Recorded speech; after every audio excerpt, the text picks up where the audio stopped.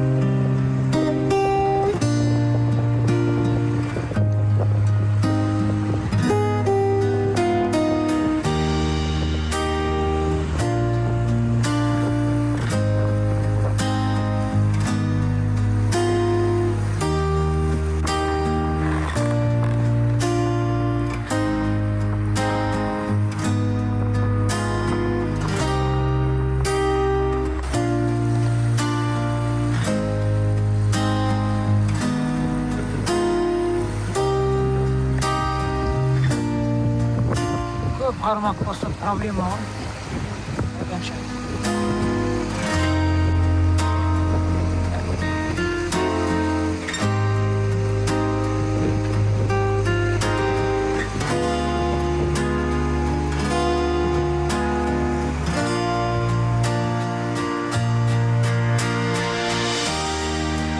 Міне 5-ші қармағымызды реттеп болдық.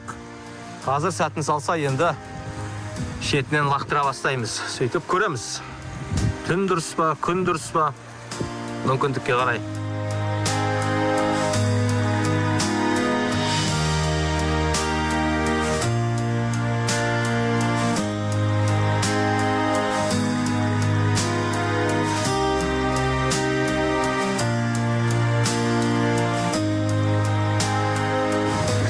Міне қадаларын орната бастадық.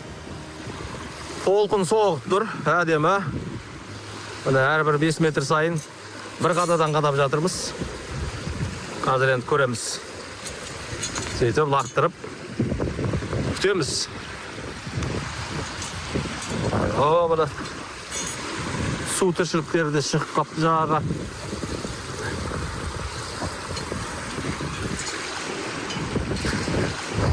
Ал қазір енді бастаймыз. Сәтін салсын деп отырмыз енді. Сонша жол жүріп келдік. Негізі кәсіби балықшы ешқандай ауа райына қарамайды ғой. Ал бізде кәсіби балықшы кез келген жағдайда балық аулайды. Жел болсын, толқын болсын, жемі болсын, болмасын. Міне сондай кәсіби балықшының бірі Дастан бауырым. Осы Дастан бауырының аулаған балығының қызығын көрейік енді.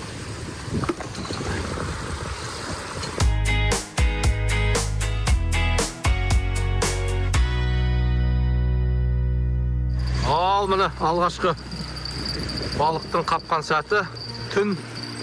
Көреміз енді. Жарығың жақпайсың ба? Жоқ па? Жұртта балық кетіп қалып жатыр. Жаңа көршілерде де солай болды. Әжіктері қапты, бірақ кетіп қалды. Ал міне алғашқы балығымыз түскен сияқты.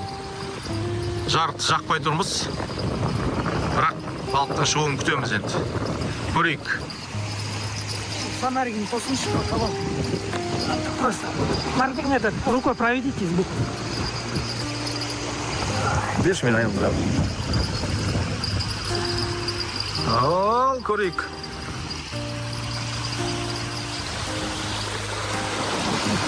Керемет балық шықты міне.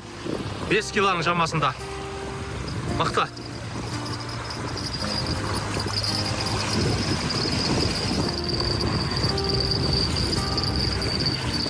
Ал, көрейік енді, кішкентай болса да.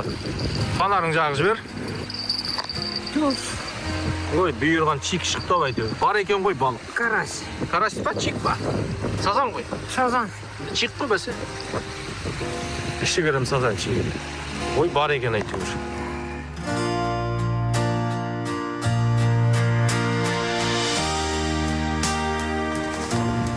Ой, тағы бір кішкентай келді әні.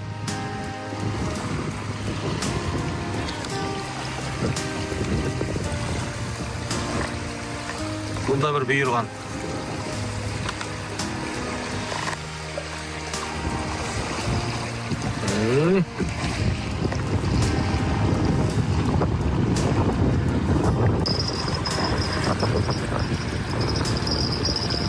Жеңіл ғой дей ме? Ал көрейік енді. Түнге қарай болады деп еді, сол рас сияқты ғой. Міне келе жатыр. Кетіп қалды. Жоқ. Кішілеу екен. Кішілеу екен. Карась тұлма? Карась екен бәсе. Кішілеу екен. Жеңіл келіп те еткен. Карась. Тәтті болады.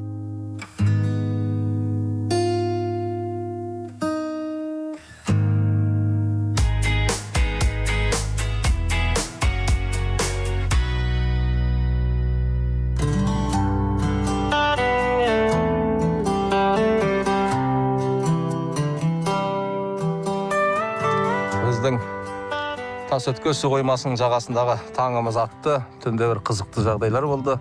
Бірінен кейін бірі ұсақ балықтар қауып. Бізді біраз шаршатқан жайы бар. Содан Анаға ұйықтап, ұйқыдан тұрып жатқан жайымыз. Өте бір қызықты сәт. Балық ұсақ, балықшы да көп. Балықшыдан қармақ көп. Бірақ балық көп болғанымен ұсақ болып тұр. Сол 1 килоға жетпейді. 800 грамм, 700 грамм, 900 граммдықтар. Енді үлкен түсетін деген үміттеміз. Су бетінде секіріп жүр. Қайықпен аулап жүрген адамдар да бар. Жанымызда көршілеріміз бар міне. Енді бүгін көреміз балықтың қалай болып жатқанын. Мүмкіндігінше барлық қажетті жемдерімізді алып келгенбіз. Қазір енді 10 шақты ұсағын ұстап қойдық. Көрейік енді. Мына бір 2-3 сағат тыныштықтан кейін бір қапқандай болды. Қазір көреміз. Бірдеңе келе жатыр.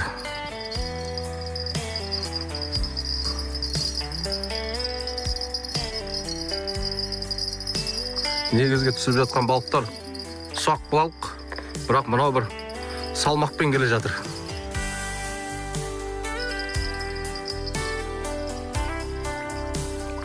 Мынау шамалы. Үлкендеу екен. О.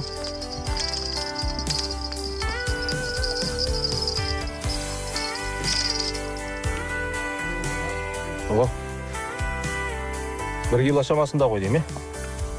800 грамдық. Бағанағыларға қарағанда үлкендеу екен.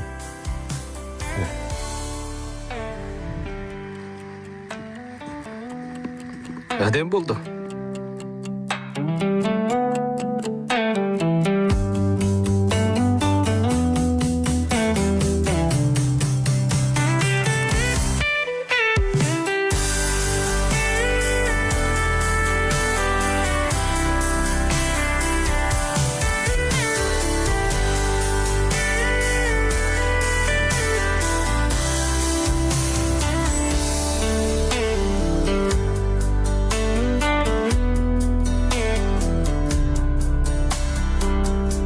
Бұл неге жіберіп жатсың? Кішкентай. Шағында ұсақ балық екен, бірақ үлкен сазан сияқты тартады екен. Ал кетті. Сәлем айтарсың.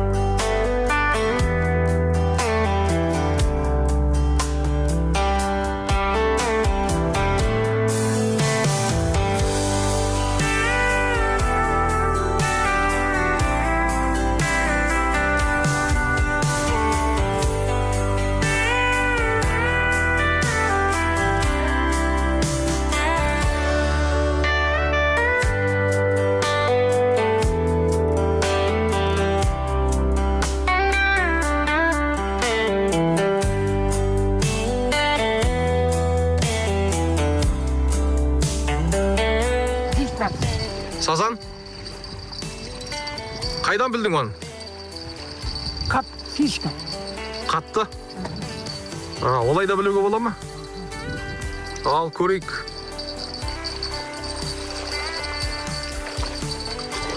Иә, сазан екен. Көрдік. Мощный сазан. Осы жол сазан шығатын шығар енді?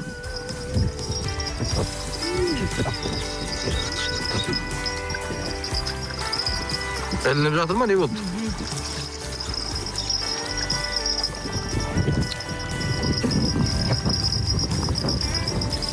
Ой, бірдеңе келді. Шүкірім. Шығар. Бұған да шүкір.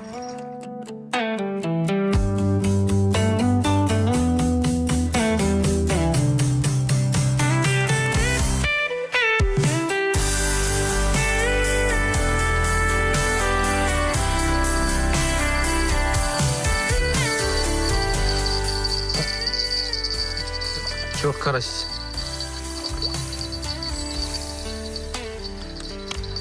Кішігірім. Осында да жаңа тастабек таза шығып тұр. Мына қайтар бағытымызда өте үлкен балық деп күткенімізді Осындай бір шағын ғана балық шығып жатыр. Оған да шүкір. Жоқ болса да адам отырады ғой, осыны күтіп телміріп.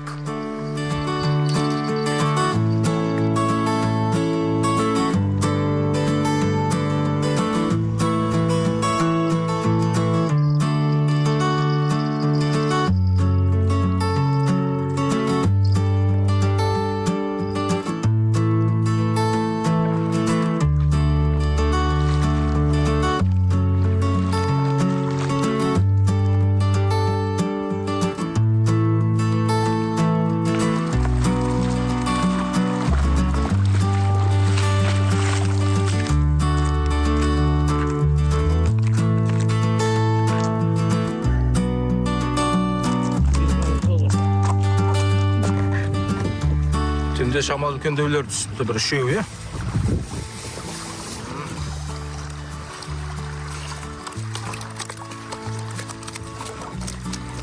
Жақсы. Қазір енді балықтың ең бір керемет сәті ғой. Балықты тазалап, оны қуырып жегенге не жетсін. Өлдің басында ауланған балықты қуырып жеген ең бір керемет сәт. Бүкіл балықшылардың келіп бір демалысы, рахаты, олардың бір бақытты сәті сол.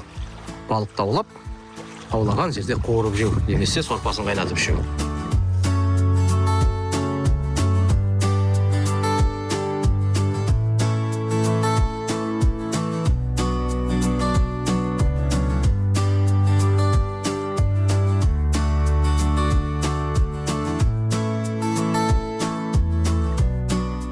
Тасөткел су қоймасындағы балыққа келген сәтіміз өз мәресіне келіп жетті.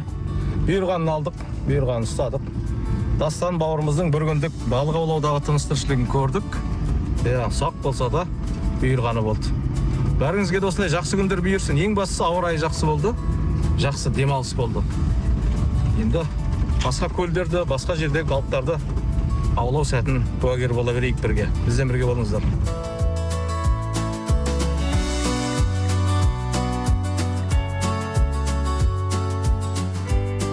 Балыққа келген соң, балықтың бір ғанибет дүниесі, ол қуырып жеу.